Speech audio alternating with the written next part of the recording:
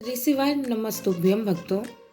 आज मैं आप लोगों को शिव चर्चा का पाठ करके बताऊंगी महाशिव पुराण का।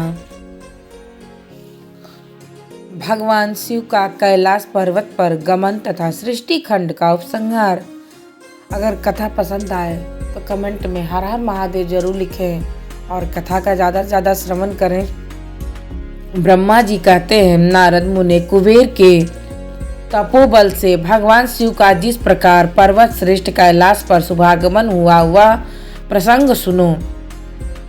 कुबेर को वर देने वाले विश्वेश्वर शिव जब उन्हें निधिपति होने का वर देखकर अपने उत्तम स्थान को चले गए, तब उन्होंने मन ही मन इस प्रकार विचार किया, ब्रह्मा जी के ललाट से जिनका प्रादुर्भाव हुआ था तथा जो प्रलय कार्य संभालते हैं, वे रुद्र मेरे पूर्ण स्वरूप हैं। अतः उन्हीं के रूप में गुहों को निवास स्थान कैलाश पर्वत को जाऊंगा। उन्हीं के रूप में कुबेर का मित्र बनकर उसी पर्वत पर विलास पूर्वक रहूंगा और बड़ा भारी तप करूंगा। शिव की इस इच्छा का चिंतन करके उन रुद्रदेव ने कैलाश जाने के लिए उत्सुक डमरू बजाया। डमरू की वह ध्वनि जो उत्साह बढ़ाने वाली थी, तीनों लोकों में व्याप्त हो गई।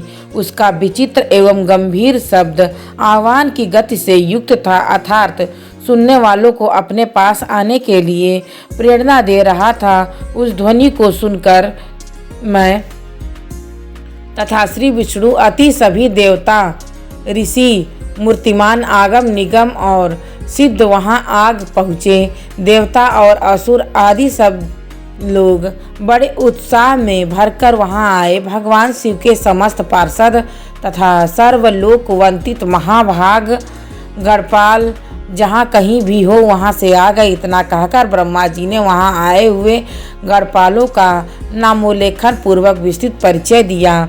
फिर इस प्रकार कहना प्रारंभ किया, वहाँ असंख्य महाबली गणपाल पधारे।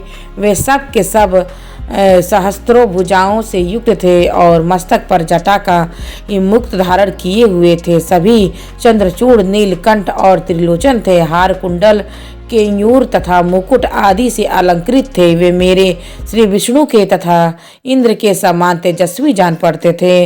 अड़िवा आदि आड़ों सिद्धियों से घिरे थे तथा करोड़ों सूर्य के समान उद्दासित हो रहे थे। उस समय भगवान शिव ने विश्वकर्मा को उस पर्वत पर निवास स्थान बनाने की आज्ञा दी। अनेक निराकार, शक्ति रहित, चिंतमय तथा सत और असत से विलक्षण स्वरूप में प्रतिष्ठित थे।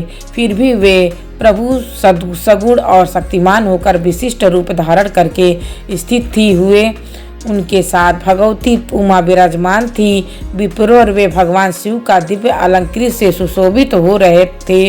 उनके मन में कोई भी विकार नहीं था। वे अपने परस्पर स्वरूप में प्रतिष्ठित थे।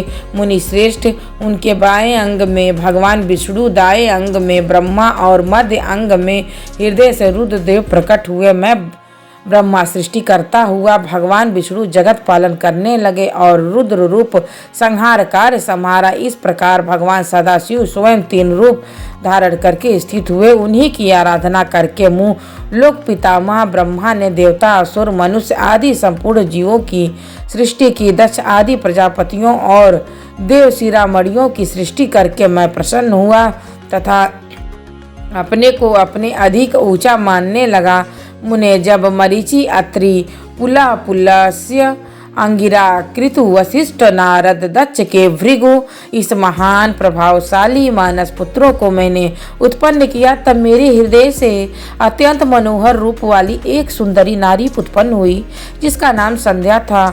वह दिन में क्षीण हो जाती, परंतु सायंकाल में उसका रूप सौंदर्य खिल उठा। वह मूर्तिमती संध्या साध्वी ही थी। निरंतर नित्य मंत्र का जाप करती रहती थी।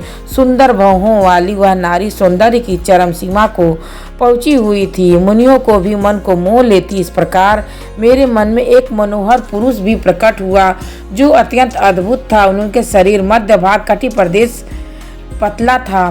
दांतों की पंक्तियां बड़ी सुंदर थीं।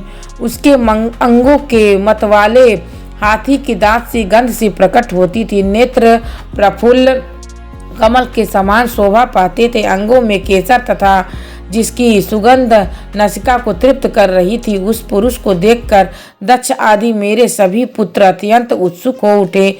उनके मन में विस्मय भर गया था। जगत की सृष्टि करने वाले मुझ जगदीश्वर ब्रह्मा की ओर देखकर भी उस पुरुष ने विनय से गर्दन झुका लिया और मुझे प्रणाम करके कहा कि वह पुरुष बोला, ब्रह्मान, मैं कौन सा कार्य करूँगा? मेरे योग्य जो काम हो उसे मुझे बताइए, क्योंकि विधाता आज आप ही सबसे अधिक माननीय और योग्य पुरुष हैं। सब लोग आपसे ही शोभित हो रहा है। ब्रह्मा जी ने कहा, भद्र पुरुष, तुम अपने इसी स्वरूप के और फूल के बने हुए 5 बाण से स्त्रियों और पुरुषों को मोहित करते हुए सृष्टि के सनातन कार्य को चलाओ। इस चराचर त्रिभुवन में देवता आदि कोई भी जीव तुम्हारा तिरस्कार करने में समर्थ नहीं होंगे।